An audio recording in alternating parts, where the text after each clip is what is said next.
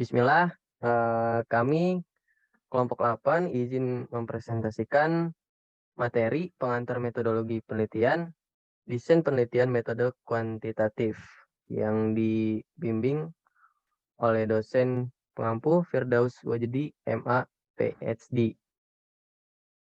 Oke, perkenalkan di sini saya Rizky Ramadhani dan teman-teman saya.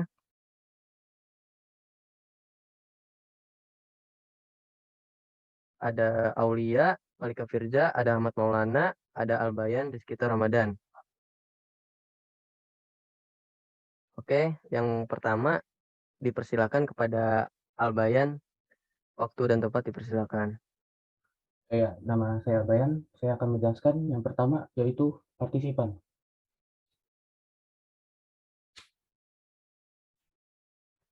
Partisipan ialah semua orang yang berpartisipasi atau ikut serta dalam suatu kegiatan. Dapat disimpulkan bahwa partisipan adalah subjek yang dilibatkan di dalam kegiatan mental dan emosi secara fisik sebagai peserta dalam memberikan respon terhadap kegiatan yang dilaksanakan. Yang kedua, variabel. Identifikasi variabel. Yang pertama, variabel bebas atau independen yaitu X mempengaruhi timbulnya variabel yaitu Y. Variabel yang mempengaruhi atau yang menjadi sebab perubahannya atau timbulnya variabel dependen atau terikat.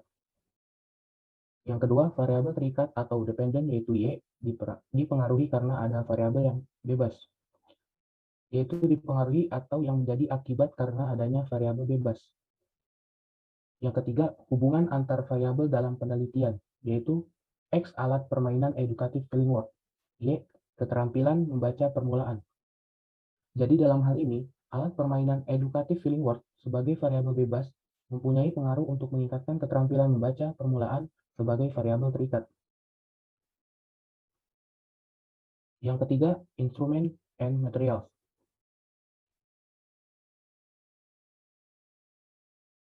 Instrumen merupakan alat yang digunakan oleh peneliti dalam mengumpulkan data pekerjaan agar lebih mudah diolah. Teknik pengukuran yang digunakan untuk mengukur perilaku atau membantu memahami dan memprediksi perilaku. Jenis tes untuk mengukur keterampilan yang berhubungan dengan kecepatan, keakuratan, atau keduanya.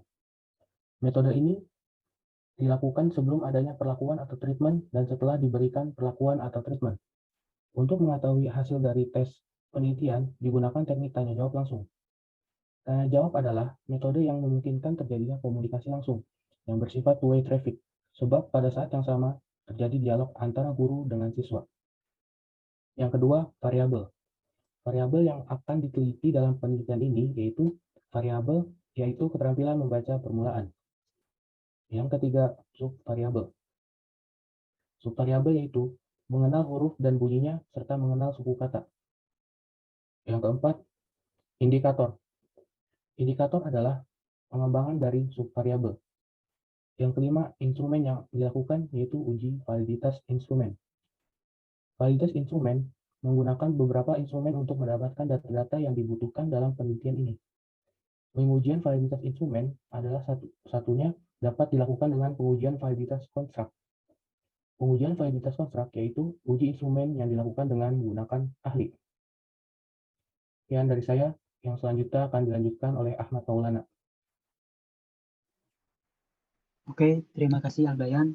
Perkenalkan, nama saya Ahmad Maulana. Saya akan menjelaskan tentang prosedur eksperimental. Dalam prosedur eksperimental ada 8 tahap. Yang pertama itu memilih ide atau topik. Dalam memilih ide atau topik ada 2 subfasenya. Yang pertama ada penentuan topik penelitian. Penentuan topik merupakan hal penting karena menentukan keseluruhan penelitian yang akan dilakukan. Banyak sumber yang dapat dijadikan topik penelitian, antara lain kehidupan sehari-hari, masalah praktis, hasil penelitian sebelumnya, dan teori yang ada di jalan. Dalam memilih suatu topik penelitian, ada beberapa hal yang harus dipertimbangkan, yaitu ketersediaan waktu, kesulitan penelitian, ketersediaan subjek, pengukuran, ketersediaan peralatan, dan etika penelitian. Yang kedua adalah pencarian literatur. Tujuan dari pencarian literatur adalah untuk mendapatkan dasar ilmiah bagi topik penelitian yang dipilih dan juga mencari teori yang relevan dengan topik yang akan diteliti. Literatur dapat diperoleh dari perpustakaan, buku-buku, internet, dan sumber literatur yang lain, seperti jurnal, skripsi, dan lain-lain. Yang kedua adalah merumuskan masalah penelitian. Rumusan masalah adalah kalimat pertanyaan tentang hubungan antara dua atau lebih variabel yang dilibatkan dalam penelitian. Menurut Kerlinger dan Lee, ada 3 syarat yang harus dipenuhi dalam merumuskan permasalahan, yaitu harus menyatakan hubungan antara dua atau lebih variabel, yang kedua dinyatakan dalam bentuk kalimat tanya yang jelas dan tidak ambigu, yang ketiga harus memungkinkan dilakukan pengukuran secara empiris atau bisa dilakukan observasi. Step ketiga adalah merumuskan hipotesis penelitian. Oke, next. Yang ketiga adalah merumuskan hipotesis penelitian. Hipotesis adalah pernyataan mengenai dugaan hubungan antara dua atau lebih variabel yang terlibat dalam penelitian. Hipotesis menurut Kerlinger dan Lee ada 2, yaitu hipotesis ilmiah dan hipotesis statistik. Hipotesis ilmiah dibagi 2 lagi. Yang pertama hipotesis umum atau general hypothesis, yang kedua ada hipotesis eksplisit. Hipotesis umum atau general hypothesis adalah hipotesis yang secara umum menggambarkan hubungan VB atau variabel bebas dan VT atau variabel terikat. Yang kedua hipotesis eksplisit atau explicit hypothesis. Hipotesis eksplisit adalah penggambaran subjek penelitian yang digunakan, VB digunakan, prosedur yang dilakukan, dan VT yang diharapkan. Selanjutnya ada hipotesis statistik atau statistik hipotesis. Hipotesis statistik adalah pernyataan yang dapat diuji secara statistik mengenai hubungan antara dua atau lebih variabel penelitian. Di dalam hipotesis statistik dibagi 2 lagi, yaitu ada hipotesis alternatif atau HA dan ada hipotesis nol atau HO. Hipotesis alternatif adalah pernyataan mengenai adanya hubungan antara variabel penelitian dan adanya perbedaan VT. Sedangkan hipotesis nol adalah hipotesis yang menyatakan tidak adanya hubungan antar variabel penelitian dan tidak adanya perbedaan VT. Hipotesis eksplisit, alternatif, dan nol dapat dinyatakan dalam 2 bentuk yang berbeda. Yang pertama, two-tail, yang kedua ada one-tail. Two-tail adalah pengujian yang digunakan untuk hipotesis yang belum jelas arahnya, yaitu 2 arah, positif dan negatif. Yang kedua, hipotesis one-tail. Hipotesis one-tail digunakan untuk hipotesis yang sudah jelas arahnya, apakah positif atau negatif, atau disebut juga satu arah. Selanjutnya, menentukan variabel. Variabel merupakan karakteristik atau fenomena yang dapat berbeda di antara organisme, situasi, atau lingkungan. Dalam penelitian eksperimental minimal dikenal 2 jenis variabel, yaitu yang pertama variabel bebas atau independent variable. Variabel bebas adalah variabel yang diduga berpengaruh terhadap VT atau penyebab. Karena merupakan penyebab, maka VB terjadi lebih dulu, antecedent sebelum terjadinya VT atau akibat. Selanjutnya ada variabel terikat atau VT, atau dependent variable. Adalah segala respons subjek penelitian yang diukur sebagai akibat dari variasi VB. Selanjutnya ada variabel sekunder atau VS. VS atau variabel extraneous adalah VB lain yang mempengaruhi VT. Karena VS juga dapat mempengaruhi VB, maka VS dapat dalam penelitian eksperimental dikontrol dengan ketat. Next. Yang kelima adalah menentukan tipe dan desain. Menentukan tipe. Tahap ini berkaitan dengan bagaimana pelaksanaan penelitian akan dilakukan. Berdasarkan manipulasi VB dan situasi penelitian, tipe penelitian eksperimental dapat dibedakan menjadi 2, yaitu kontrol laboratory eksperimen atau penelitian dilakukan pada keadaan tidak alamiah karena VS dikontrol dengan ketat. Yang kedua, kontrol field eksperimen, yaitu penelitian dilakukan pada keadaan alamiah atau sewajarnya tanpa adanya kontrol ketat terhadap VS. Terus yang selanjutnya ada desain penelitian. Desain penelitian adalah perencana atau strategi yang digunakan untuk menjawab permasalahan penelitian. Secara umum, desain penelitian eksperimental dibedakan menjadi 2, yaitu between subject design, desain antar kelompok. Yang kedua ada within subject design atau desain dalam kelompok. Between subject design disebut juga sebagai pendekatan eksperimental N besar atau large N.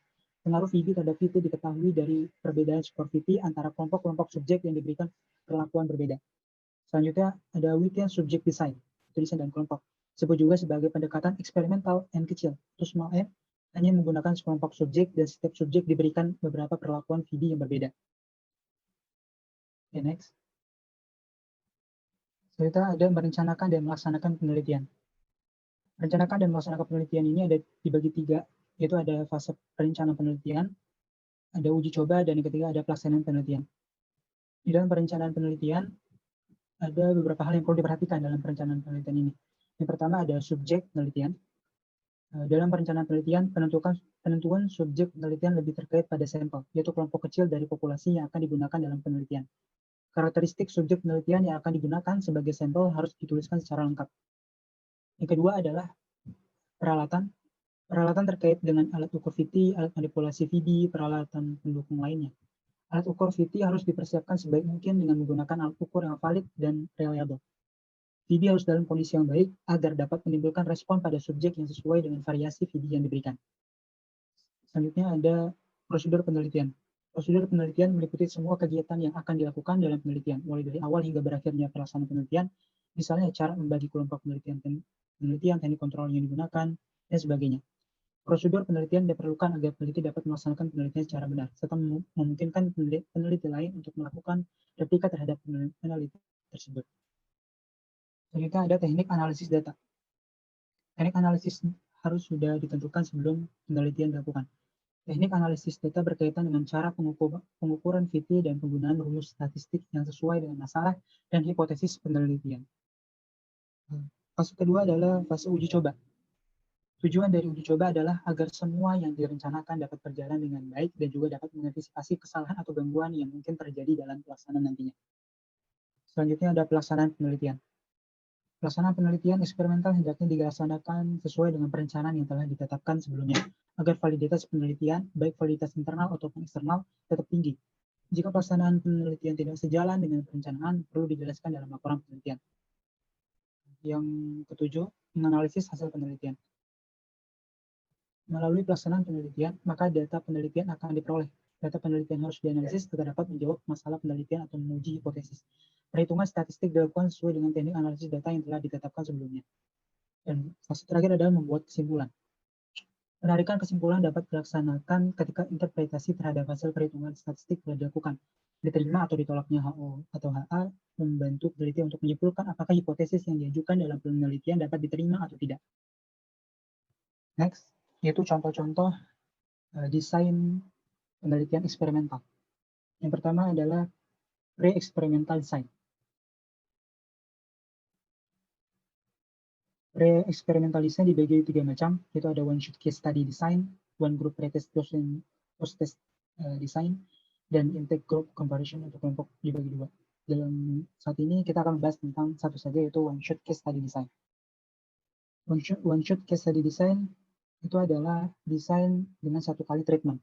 Contohnya, jika seorang peneliti ingin melakukan penelitian mengenai pengaruh inquiry learning model terhadap kemampuan berpikir kritis, dalam contoh kasus di atas yang dijadikan treatment adalah inquiry learning model. Ada pun langkah yang ditempuh dalam penelitian tersebut. Yang pertama, tentukan kelompok yang diberikan treatmentnya. Yang kedua, semua subjek diberikan treatment inquiry learning model selama periode tertentu. Treatment ini terus dilaksanakan sampai fase pemberian treatment selesai. Yang ketiga, pada akhir kegiatan dilakukan pengukuran dengan melaksanakan post-test. Apabila diamati, the one-shot case study design ini memiliki beberapa kekurangan, seperti tidak adanya validitas internal karena faktor yang mempengaruhi tidak dikendalikan.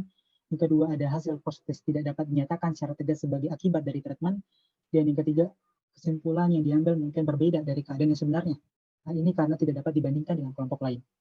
Berarti demikian, ada satu keuntungan yang diperoleh melalui desain ini, yaitu hasil penelitiannya dapat digunakan untuk menjajaki masalah yang akan diteliti lebih lanjut. Contoh kedua adalah yaitu contoh quasi eksperimen design. Quasi experimental design adalah jenis desain penelitian memiliki kelompok kontrol dan kelompok eksperimennya tidak dipilih secara random. Dalam quasi experimental design ini ada 5 bentuk, yaitu ada time series design, non-equivalent comparison group design, pre and post-test group design, post-test only group design, dan repeat measure design. Yang pertama adalah time series design. Time series design dibagi dua, yaitu interrupt time series design, treatmentnya satu kali setelah dilakukan eksperimen, lalu dilihat jangka panjangnya. Contohnya seperti di gambar ini, walaupun ada perubahan skor antara O4 dan O5, tetapi sejak tes pertama memang ada kecenderungan menaik, lalu jika diperhatikan skor pertama dan skor terakhir, seakan-akan perubahan tersebut berlangsung alami. Hal tersebut bisa disebabkan oleh beberapa faktor, saja faktor eksternal, setelah treatment tidak diberikan pun, skornya cenderung menaik. Kondisi tersebut mengindikasikan perubahan yang terjadi, jadi bukan semata-mata karena adanya treatment yang diberikan. Langkah-langkah yang ditempuh dalam penggunaan desain ini, yang pertama adalah menentukan subjek untuk penelitian. Yang kedua, peneliti memberikan tes beberapa kali, di mana antar tesnya diberi jarak waktu yang sama. Yang ketiga, setelah tes awal diberikan, selanjutnya peneliti memberikan treatment pada subjek. Setelah treatment selesai diberikan, selanjutnya peneliti memberikan post-test kepada subjek. Post-test ini diberikan beberapa kali. Jumlah pemberian post-test sama dengan jumlah pemberian jumlah tes awal. Adapun dari post-test pertama ke post-test selanjutnya diberi jarak waktu yang sama.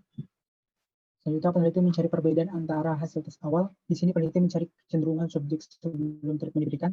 Yang ketujuh pada tahap ini kemudian peneliti mencari perbedaan antara hasil post-testnya. Di sini peneliti mencari kecenderungan subjek setelah treatment diberikan. Yang kedelapan, cari perbedaan kecenderungan subjek sebelum dan sesudah perlakuan, bandingkan rata-rata perbedaan angka kelima dan keenam.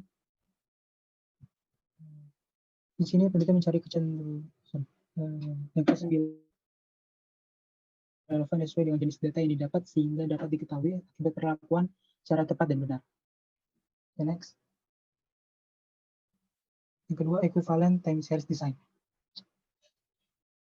Atau perbedaan dari yang tadi, treatment ini berulang kali.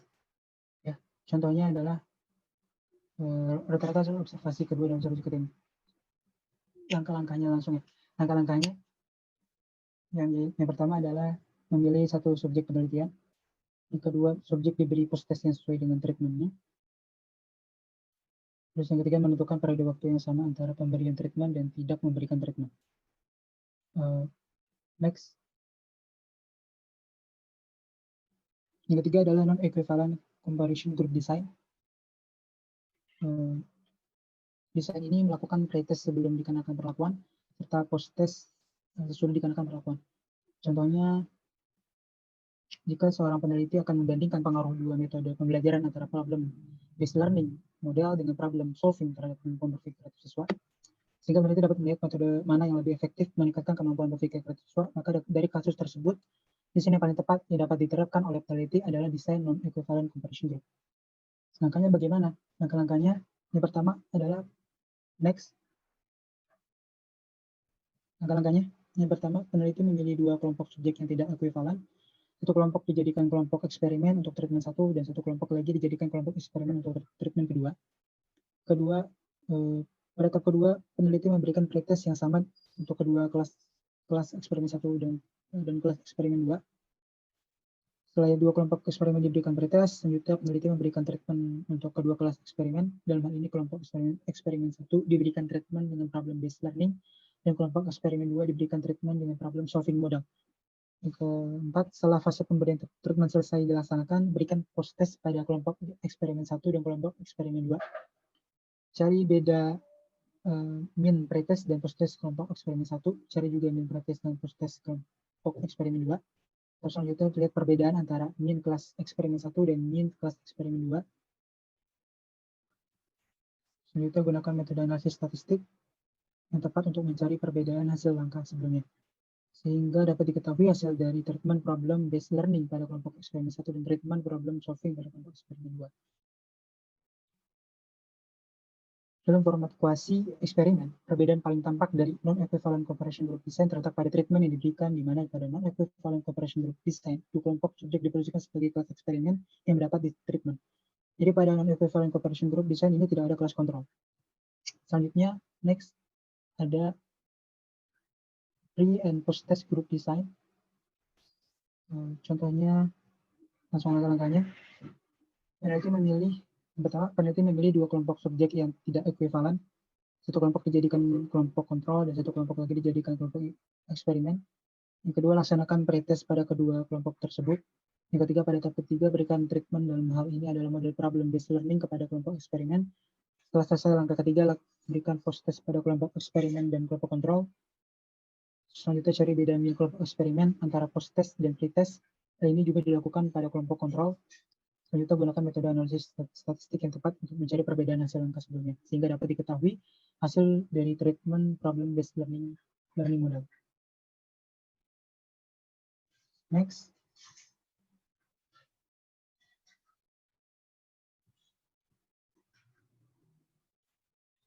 Repeat measure design. Langkah-langkahnya, yang pertama, peneliti menentukan subjek yang akan dijadikan kelompok yang akan diteliti. Yang kedua, peneliti melakukan observasi untuk melihat kondisi dan kecenderungan siswa. Yang ketiga, pada tahap ketiga, siswa diberikan treatment yang telah ditentukan. Dan yang terakhir, peneliti mengulangi siklus ini selama berfase tergantung fase yang telah ditentukan. Selanjutnya adalah true experimental design yang akan dijelaskan oleh oleh teman saya, Aulia. Oke, selanjutnya ada true experimental design. True experimental design atau eksperimen yang sebenar atau sebetul-betulnya. Karena dalam desain ini, penelitian dapat mengontrol semua variabel luar yang mempengaruhi jalannya eksperimen. Dengan demikian, validitas internal atau kualitas pelaksanaan rancangan penelitian dapat menjadi tinggi. Nah, ciri utama dari true experimental design adalah bahwa sampel yang digunakan untuk eksperimen maupun sebagai kelompok kontrol diambil secara acak dari populasi tertentu. Kemudian ada jenis-jenis dari true experiment dibagi menjadi 3. Yang pertama ada post-test uncontrolled design, yang dimana dua kelompok ini masing-masing dipilih secara acak. Kemudian kelompok pertama diberi perlakuan dengan simbol X dan kelompok lain tidak. Kelompok yang diberi perlakuan disebut kelompok eksperimen dan yang kelompok tidak disebut dengan kelompok kontrol. Kemudian yang kedua pretest post-test control group design. Nah, dalam desain ini terdapat dua kelompok yang dipilih secara acak, kemudian diberi pretest untuk mengetahui keadaan awal. Adakah perbedaan antara kedua kelompok ini, yaitu kelompok eksperimen dan kelompok kontrol? Dan yang terakhir, the Solomon Four Group Design, di mana salah satu dari 4 kelompok dipilih secara random. Kemudian, dua kelompok diberi pretest dan dua kelompok tidak. Kemudian, satu dari kelompok pretest dan satu dari kelompok non-pretest diberi perlakuan eksperimen. Setelah itu, keempat kelompok ini diberi post-test. Selanjutnya ada single subject design. Model AB merupakan desain penelitian yang memiliki dua fase, yaitu fase baseline atau A dan fase intervensi atau B. Nah, fase ini bertujuan untuk mengetahui tingkat perbedaan perilaku agresif verbal. Seperti contohnya, siswa dalam mengikuti mata pelajaran PKN di kelas sebelum dan setelah diberi perlakuan intervensi atau treatment. Untuk melakukan single subject design ada prosedurnya tersendiri, yaitu pertama, penelitian menetapkan perilaku yang akan diubah atau dikurangi sebagai target behavior. Nah, contohnya seperti tadi, perilaku agresif verbal siswa dalam mengikuti pelajaran PKN. Kemudian kedua, melaksanakan tahap baseline 1 atau A1 untuk mengetahui kemampuan dasar subjek penelitian sebelum diberikan treatment. Terkait dengan mengurangi perilaku agresif verbal siswa dalam mengikuti pelajaran PKN di kelas, perilaku agresif verbal dapat diukur dengan menggunakan alat berupa pedoman observasi. Observasi dilakukan oleh peneliti bersama guru BK. Yang ketiga, melaksanakan tahap intervensi B selama 3 sesi, tiap sesi dilaksanakan selama 2 kali 45 menit. Dalam tahap ini digunakan teknik restrukturisasi kognitif dalam layanan bimbingan kelompok. Dan yang terakhir, melaksanakan tahap baseline 2 atau A2 dengan melakukan observasi ulang selama 4 sesi untuk membandingkan hasil dari baseline pertama A1 sebelum treatment dan baseline kedua A2 setelah treatment. Selanjutnya ada validitas. Pasti validitas itu menurut pengertiannya validitas suatu kecermatan atau ketepatan suatu alat ukur dalam mengukur sesuatu atau secara khusus mengukur data penelitian. Validitas data sendiri digunakan untuk mengukur benar atau salah mengenai data yang digunakan pada suatu penelitian yang bersifat kuantitatif.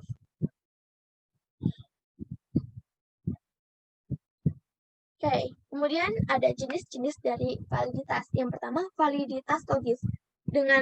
Karena namanya validitas logis berarti mengandung kata logika, yaitu penalaran. Dengan demikian dapat dikatakan bahwa validitas logis merujuk pada kondisi instrumen valid berdasarkan hasil penalaran.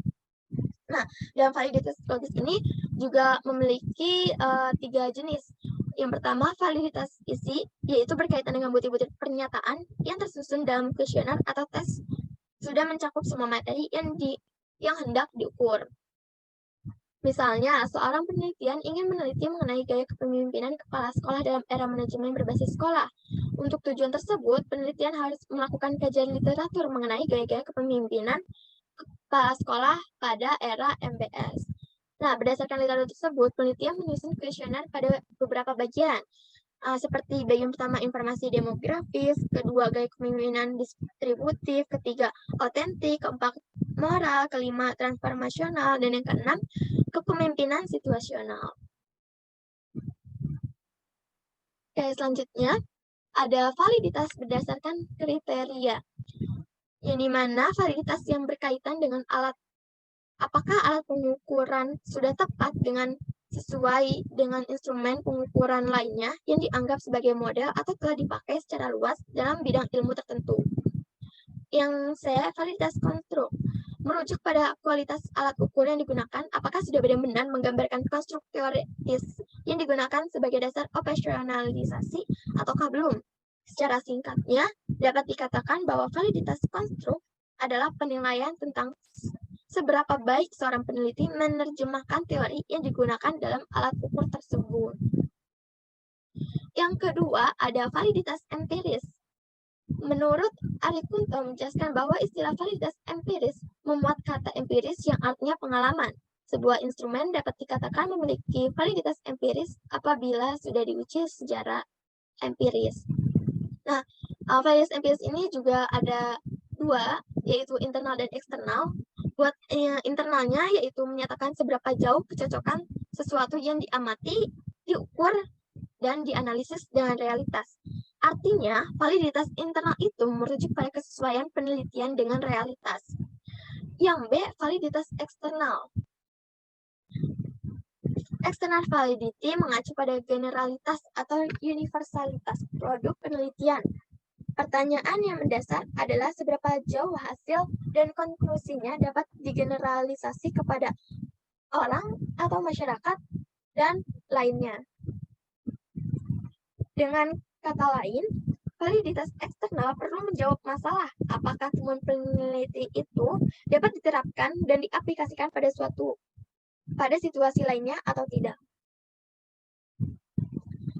Berikut adalah langkah-langkah pengujian validitas data. Yang pertama ada uji kredibilitas. Yang dimaksud, seorang peneliti dipercaya telah mengumpulkan data yang real di lapangan serta menginterpretasi data autentik tersebut dengan akurat. Pada uji kredibilitas ada beberapa poin penting.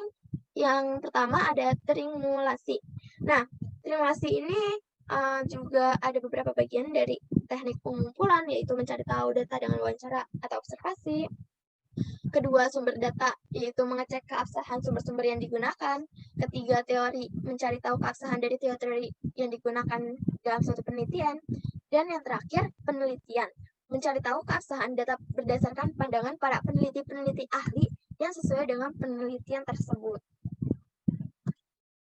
Selanjutnya, ada B, feedback. Feedback ini sangat penting untuk mengurangi bias personal peneliti. Peneliti kualitatif perlu mendapatkan masukan dari orang-orang yang familiar dengan masalah penelitian dan orang-orang yang asing dengan penelitian tersebut.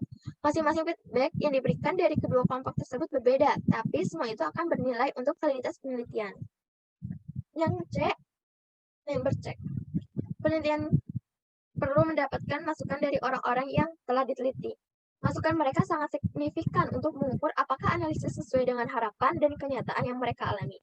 Pada praktiknya, member check ini dapat diperoleh penelitian dengan meminta informan kunci penelitian untuk memberikan masukan terhadap laporan penelitian yang telah dilaksanakan. Yang D, perbandingan hasil penelitian. Studi yang berasal dari lingkungan yang berbeda dan kasus yang banyak perlu dibandingkan untuk meningkatkan validitas keutuhan studi tersebut. Kasus yang diteliti juga perlu dibandingkan dengan studi lain yang pernah dilakukan orang lain dalam konteks yang berbeda. Sehingga dalam membandingkannya, penelitian dapat memberikan informasi dan hasil analisis data yang khas sesuai dengan kasus yang didalaminya. E, pernyataan kesediaan informasi. Yang pertama, perlu menjelaskan siapa peneliti dan untuk apa penelitian tersebut dilakukan. Kedua, penelitian juga perlu menyertakan bahwa keikutsertaan partisipan dalam penelitian adalah bersifat sukarela. Maksud sukarelanya di sini, ia berhak untuk mengundurkan diri tanpa paksaan selama proses pengumpulan data berlangsung. Yang F, memahami setting penelitian. Perlu mengenal setting penelitian dengan baik sebelum melakukan penelitian, sehingga proses pengumpulan data dapat dilakukan dengan baik. Oleh karena itu, penelitian dituntut untuk melakukan kontak awal dengan para informan kunci dalam komunitas atau organisasi yang hendak diteliti. Kemudian yang G, pertanyaan iteratif. Kemampuan mengajukan pertanyaan atau feedback berdasarkan alur tema diskusi atau wawancara. Pertanyaan tersebut diajukan untuk mengonfirmasi apa yang telah disampaikan informan selama proses wawancara tersebut. Yang H, kualifikasi dan pengalaman penelitian. Perlu diperhatikan bahwa penelitian pada dasarnya bertujuan untuk memberikan kontribusi pada perkembangan ilmu pengetahuan dalam bidang tertentu, atau demi inovasi kebijakan dan perbaikan praktik yang sedang berkembang. Dan yang terakhir, temuan yang beda dengan kajian literatur. Yang perlu dijelaskan penelitian di sini adalah mengapa data-data tersebut muncul dalam setiap penelitian dan bagaimana situasi nyata tema-tema tersebut. Kedua, ada transferability. Berkaitan dengan sejauh mana hasil analisis data penelitian dapat diaplikasikan pada settingan penelitian yang lain, maka perlu menjelaskan hal-hal mendetail seperti konteks organisasi, persyaratan menjadi informan penelitian, jumlah partisipan yang berpartisipasi, alasan penggunaan metode penelitian tertentu, waktu yang dibutuhkan untuk wawancara, waktu yang dibutuhkan untuk keseluruhan penelitian tersebut. Selanjutnya ada dependability. Dalam penelitian kualitatif, uji dependability dilakukan dengan cara melakukan audit terhadap keseluruhan proses penelitian. Audit dilakukan oleh auditor yang independen atau pembimbing. Dan yang keempat, conformability. Penelitian dikatakan objektif jika hasil penelitian tersebut telah disepakati oleh banyak orang. Yang kedua, ada uji validitas. Kuesioner dikatakan valid apabila pertanyaan pada kuesioner tersebut mampu untuk mengungkapkan sesuatu yang akan diukur oleh kuesioner tersebut. Pengujian kuesioner dibagi menjadi dua, yaitu validitas faktor dan validitas item. Validitas faktor ini disusun menggunakan lebih dari satu faktor. Pengukuran validitas faktor ini dengan cara mengkolerasikan antara skor faktor dengan skor total faktor. Yang kedua, validitas item ditunjukkan dengan adanya kolerasi atau dukungan terhadap item total. Perhitungan dilakukan dengan cara mengkorelasikan antara skor item dengan skor total item. Bila kita menggunakan lebih dari satu faktor, berarti pengujian validitas item dengan cara mengkorelasikan antara skor item dengan skor faktor, kemudian lanjutkan mengkorelasikan skor item dengan skor total faktor. Selanjutnya, apa sih hubungan validitas dengan reliabilitas? Yang pertama itu ada pengukuran tidak reliable dan juga tidak valid. Kekurangan dari reliabilitas dimaksudkan bahwa terkadang pengukuran yang dilakukan adalah benar atau valid. Namun bila dilakukan dengan pengukuran ulang pada waktu yang berbeda, maka hasilnya juga berbeda. Kedua, pengukuran reliable namun tidak valid.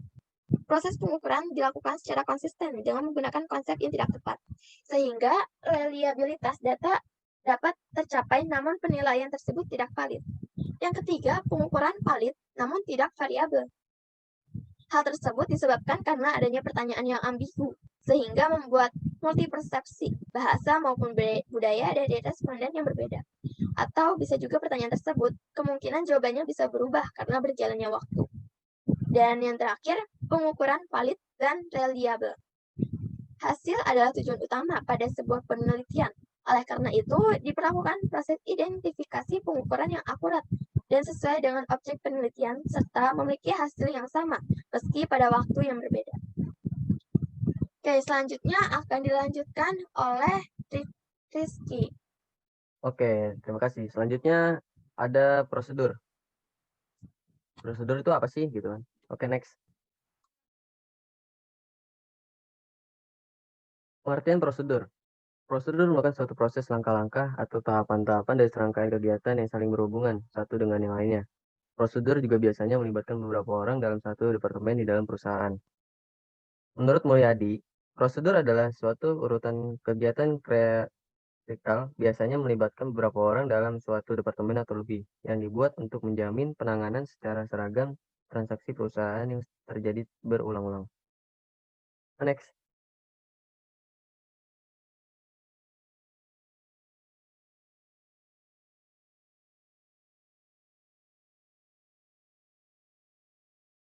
Kriteria. Prosedur menunjang tercapainya suatu organisasi.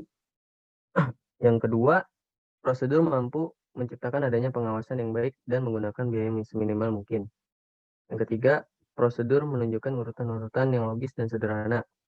Yang keempat, prosedur menunjukkan adanya penetapan keputusan dan tanggung jawab. Yang kelima, menunjukkan tidak adanya keterlambatan dan hambatan. Yang keenam, adanya suatu pedoman kerja yang harus diikuti oleh anggota-anggota organisasi. Yang ketujuh, mencegah terjadinya penyimpangan. Yang kedelapan, membantu efisiensi, efektivitas, dan produktivitas kerja dari suatu organisasi. Oke, next. Adapun di sini ada manfaatnya. Yang pertama, lebih memudahkan dalam menentukan langkah-langkah kegiatan di masa yang akan datang. Yang kedua, mengubah pekerjaan berulang-ulang menjadi rutin dan terbatas, sehingga menyederhanakan pelaksanaan dan untuk selanjutnya mengerjakan yang seperlunya saja. Yang ketiga, adanya suatu petunjuk atau program kerja yang jelas dan harus dipatuhi oleh seluruh pelaksana. Yang keempat, membantu dalam usaha peningkatan produktivitas kerja yang efektif dan efisien. Yang kelima, mencegah terjadinya penyimpangan dan memudahkan dalam pengawasan. Bila terjadi penyimpangan, akan dapat segera diadakan perbaikan sepanjang dalam tugas dan fungsi masing-masing. Next.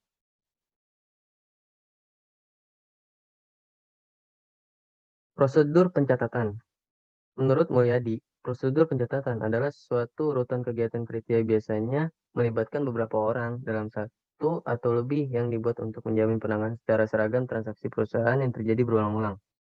Dapat disimpulkan bahwa prosedur pencatatan adalah suatu kegiatan yang berurutan dan melibatkan beberapa orang dalam satu atau lebih yang dibuat untuk menjamin suatu masalah supaya seragam dalam melaksanakan transaksi yang berbeda dalam suatu perusahaan yang terjadi secara rutin. Next.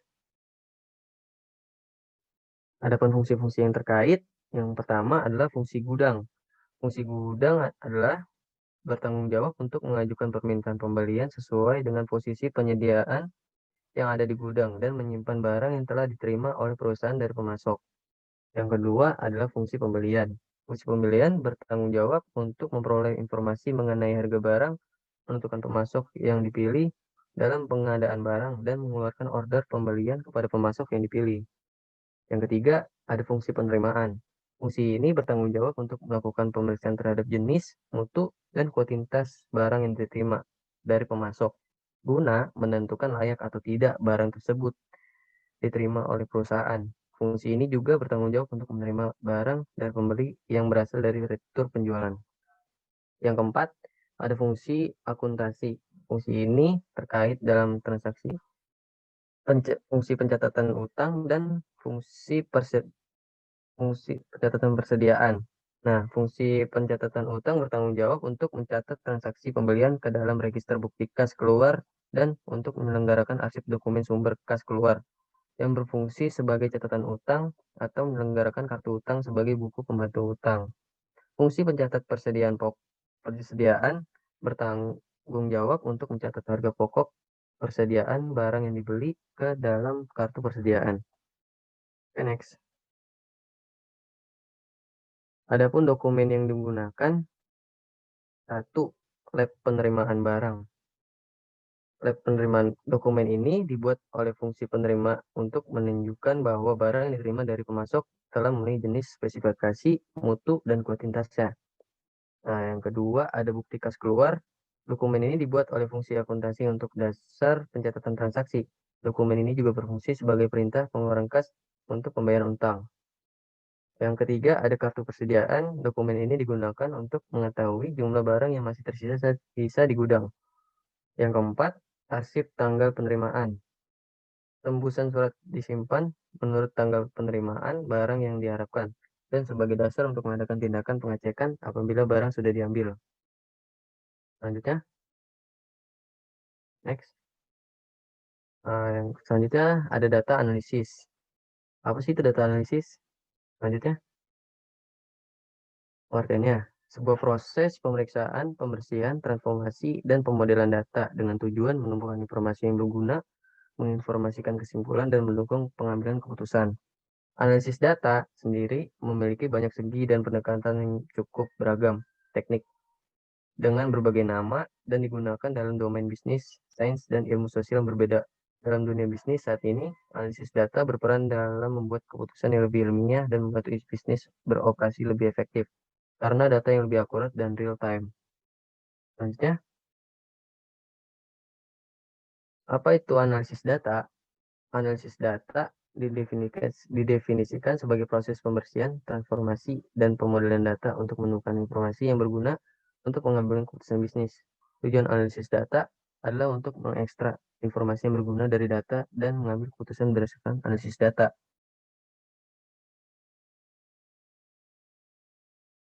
Oke, next. Adapun jenis-jenis data, yang pertama itu ada kualitatif. Analisis kualitatif adalah analisis data yang diperoleh dengan proses sistematis dengan cara mencari dan mengelola berbagai data yang bersumber dari hasil pengamatan lapangan, kajian dokumen, catatan lapangan, wawancara, dokumentasi, dan lainnya. Sehingga dapat menghasilkan sebuah laporan temuan penelitian. Analisis data ini sendiri dapat dilakukan dengan cara mengorganisir data dalam sebuah kategori, melakukan sintesa, menjabarkan ke dalam unit-unit, menyusun ke dalam pola, memilih mana yang penting dan mana yang akan dipelajari. Kemudian membuat kesimpulan yang mudah dipahami oleh setiap orang. Lalu ada jenis data kuantitatif. Kuantitatif adalah analisis dilakukan dengan memakai model-model tertentu, layaknya model matematika, model ekonometrik, model statistik, dan lain sebagainya. Kemudian dari hasil analisis yang satu ini nantinya akan disajikan dalam bentuk angka-angka yang diinterpretasikan dan dijelaskan lewat sebuah uraian. Selanjutnya, kegiatan setelah data dari seluruh sumber.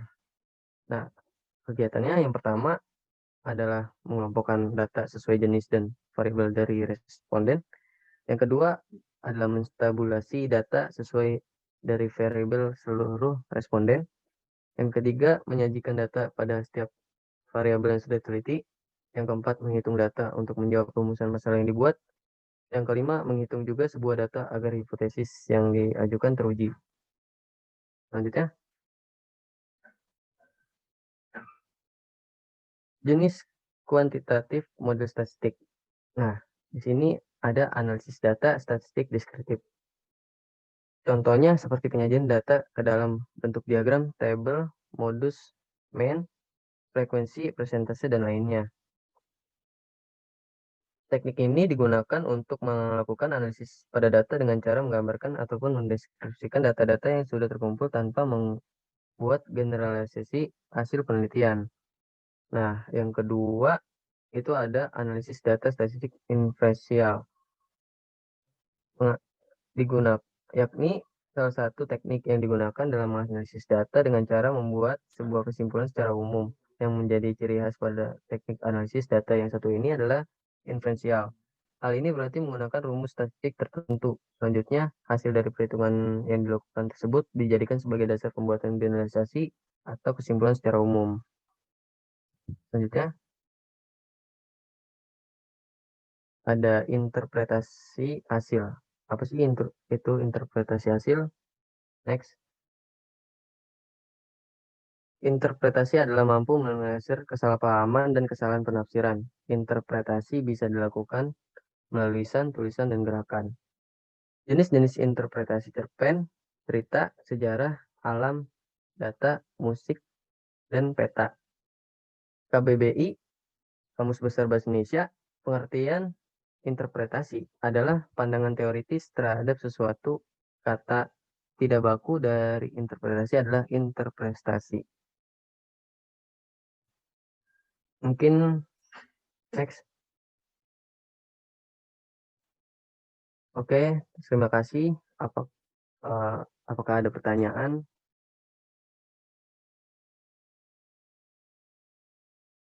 Mungkin itu saja yang bisa kelompok 8 sampaikan. Kurang lebihnya mohon maaf. Assalamualaikum warahmatullahi wabarakatuh.